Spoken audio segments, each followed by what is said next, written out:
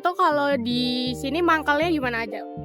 Kadang di sini di GOR, terus di UPN, sama ya, sama AMTA sih. Oh, kalau kayak gitu biasanya itu yang beli mahasiswa atau kadang pedagang lain pernah beli? Kebanyakan mahasiswa. Mahasiswa sini atau mahasiswa di luar UNY? Banyak sih Kak, nggak cuma di sini juga. Dengan harga kopi segitu biasanya rugi atau untung, ah? Wah, kalau yang itu kurang tahu. Yang untung bosnya. Iya, Yang untung bosnya. iya harusnya. Maksudnya Soalnya saya cuma kalau kerja. misalnya di daerah kampus ini bolehnya mangkalnya di mana? Di sini kan itu emang lapaknya di sini doang. Di sini doang. Kalau Iya. di area kampus ini. Iya. GOR Enggak kalau di sini. ya yang resmi. Kalau di area kampus di sini doang sama Iya. di GOR ya? Iya. Oke. Makasih, Mas. Iya. Biasanya Mas jualan dari jam berapa sampai jam berapa? Dari jam 10 sampai jam 9 malam Mbak. Itu jam yang paling ramai biasanya jam-jam berapa? Sebelum zuhur sampai biasanya jam 3 ke bawah aja ramai. Kalau Malam. misalnya dagangannya udah habis sebelum jam 9, Diambilin stok baru, jadi ada stok lagi. oke.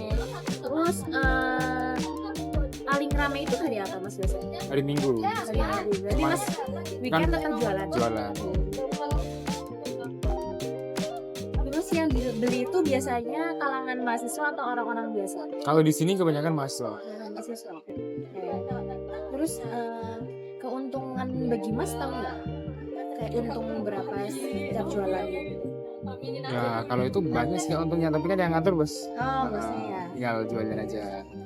Terus kalau misalnya dari bosnya itu ada kenaikan harga dari bahan baku, berarti Masnya tetap jualan dengan harga segitu atau dinaikkan gitu? Kalau itu tergantung sih, kayak khusus kemarin kan itu lebih panjang ukurannya kalau 100.000. Cuman kan harganya di pasaran naik, jadi kita potong jadi dua. Oh, Kita nggak naikin harga tapi ngurangin diskon. Karena kan kalau orang melihat harga itu lebih naik bakal nggak mau beli.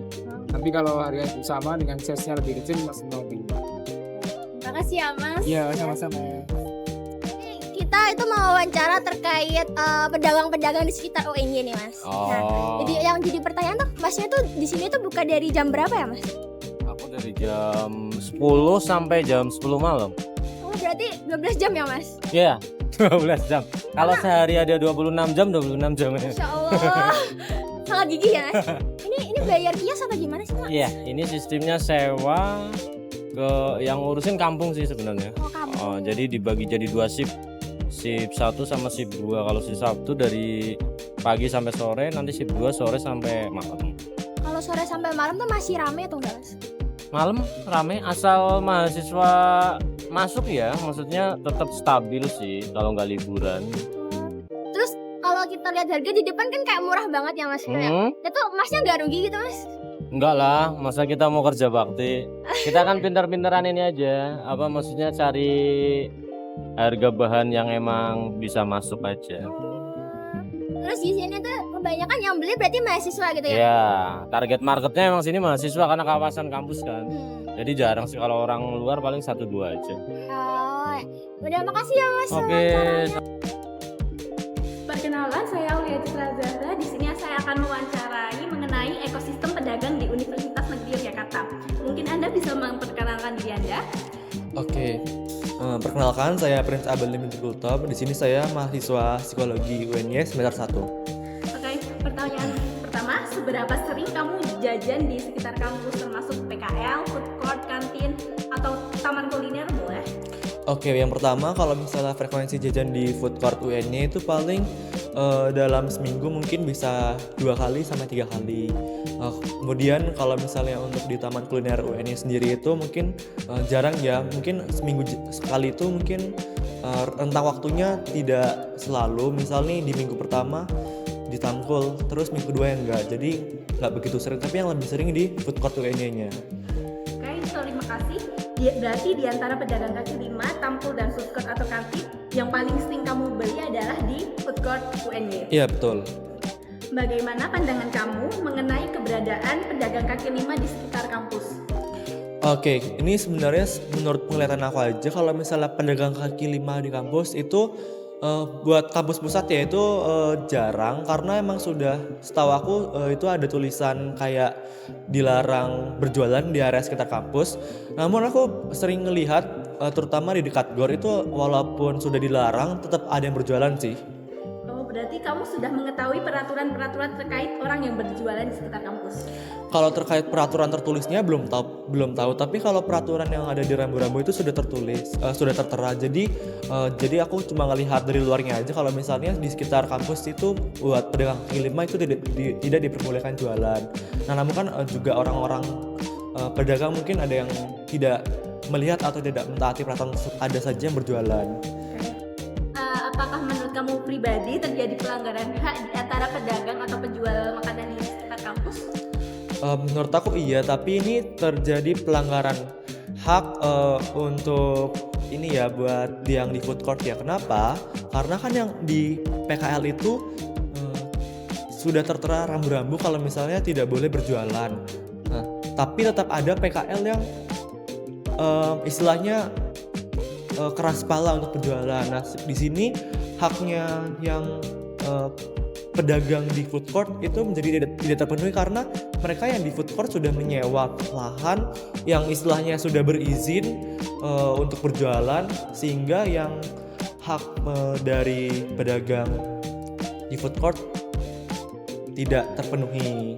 Dan menurut aku yang di PKL itu dilarang karena emang dengan alasan yang di food court sudah disewa oleh pedagang dengan sudah berizin. Lalu yang kedua alasannya memang karena kalau misalnya PKL berjualan itu akan menyebabkan keramaian gitu. Perkenalkan, saya Maila Trihapsari. Saya ingin mewawancarai Anda terkait pedagang di sekitar kampus. Nah, pertama boleh perkenalkan diri Anda? Oke, perkenalkan saya Deasi Bagondaru, mahasiswa psikologi angkatan 2025 UNY. Pertama, seberapa sering kamu jajan di sekitar kampus?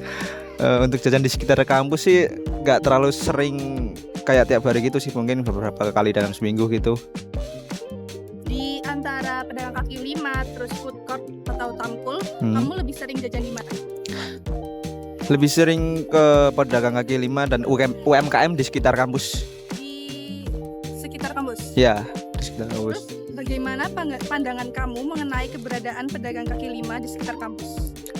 Menurut pandangan saya sih cukup membantu bagi mahasiswa seperti kita yang makanan lah buat hemat-hemat gitu dan nggak terlalu boros juga. Kamu tahu nggak ada peraturan yang terkait berjualan di kampus itu kayak izinnya ada atau enggak gitu? Kurang tahu sih sebenarnya. Terus kamu pernah nggak nemuin hak-hak di antara pedagang atau penjual di sekitar kampus? Hak-hak maksudnya? Kayak kan kalau misalkan di food court itu ada sewa gitu kan? Iya. Adanya pedagang-pedagang di sekitar kampus itu apakah mengganggu atau gimana ya, melanggar hak-hak dari orang-orang yang nyewa kiosnya itu? Kalau menurut saya sih enggak ya, karena itu lokasinya juga agak jauhan kan dari food court, dari kantin-kantin gitu. Jadi mungkin cukup membantu juga untuk saya, tapi juga enggak mengganggu ekosistem di sini juga, di FC ataupun di kantin-kantin gitu. Baik, terima kasih untuk wawancara hari ini.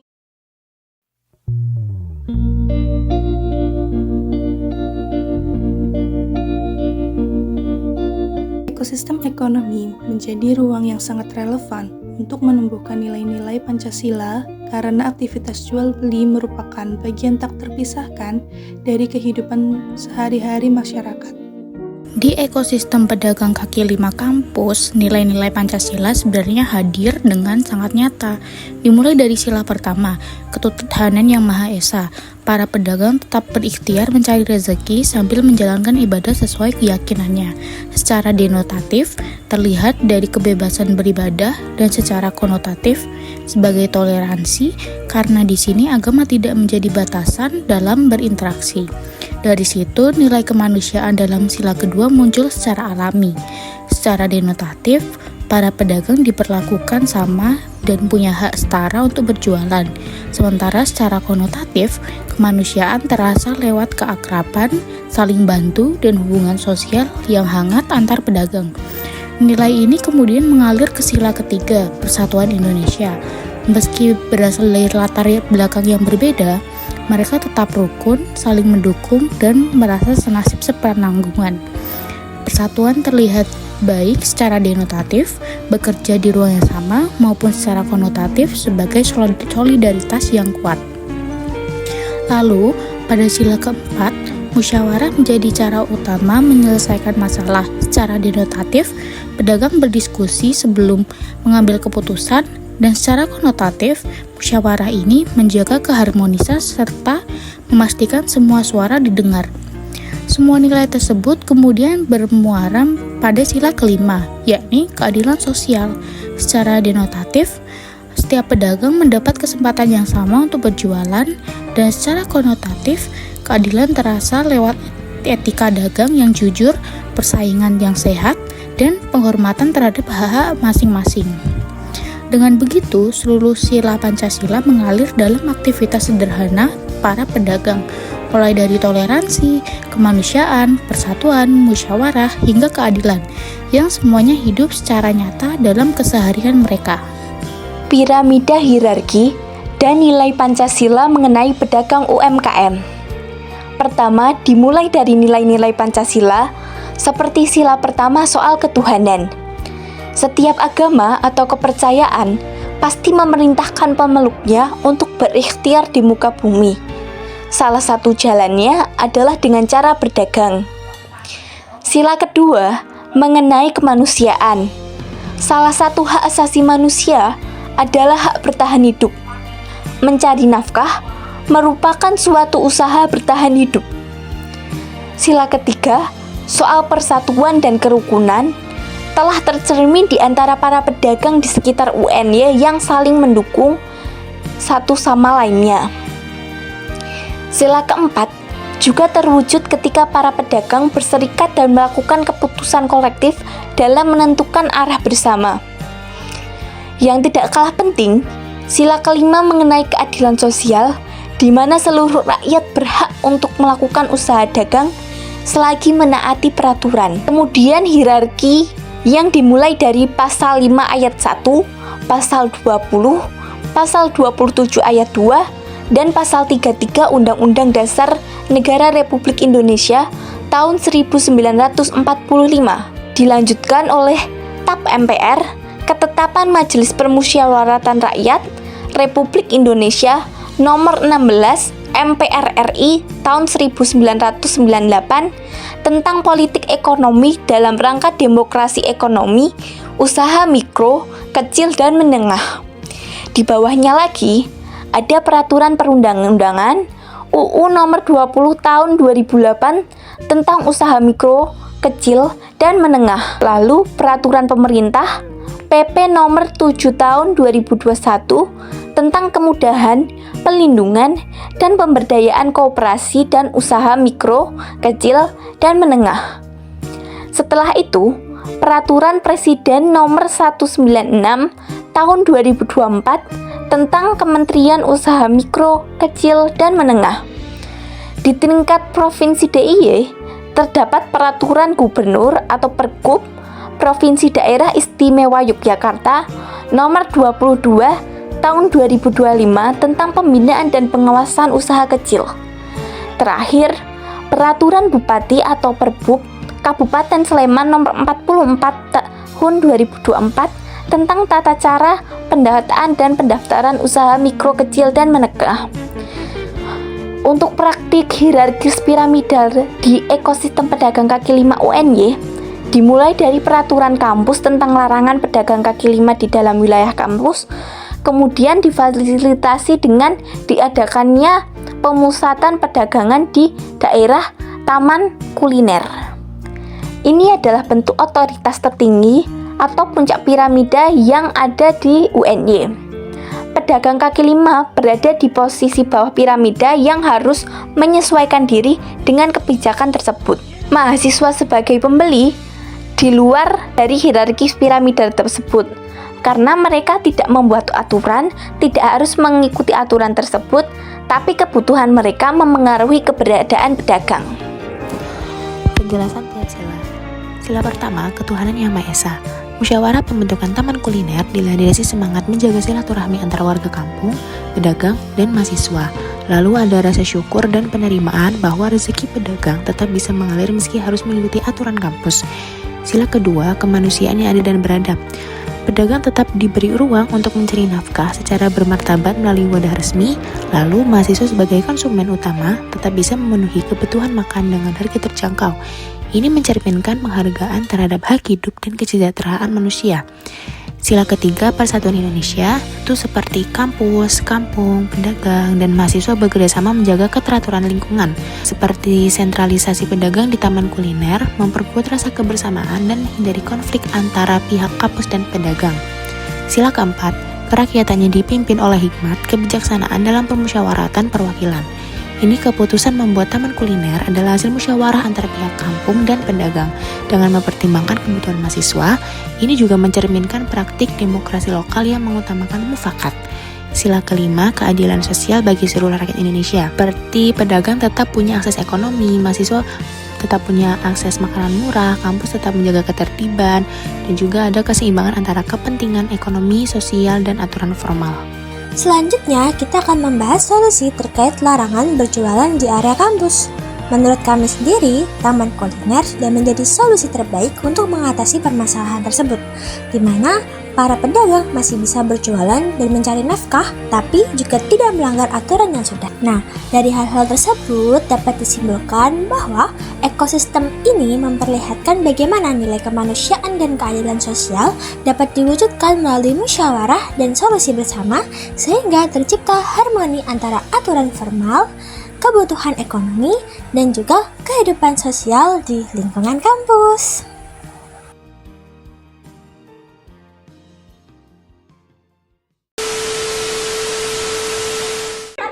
Enggak apa-apa. 1, 2, 3. Sorry, Bel. Assalamualaikum. Iya. Bukan, pasal itu nama kayak wawancara. Bergetar banget kan, iya kamera juga. Lagi gini, oke? 1, 2, 3. Dulu. Tugasnya suruh bikin video. Cuma nanya-nanya doang. Agak. Jangan ketawa dong, akunya juga malu. Mas mau nggak mas? Aku mau belinya kok. Jangan kok. Saya yang kurang. Yang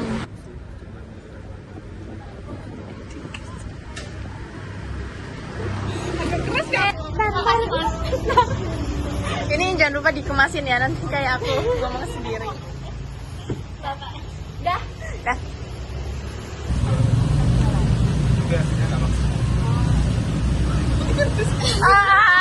Makanan di sekitar kampus. Boleh diatur.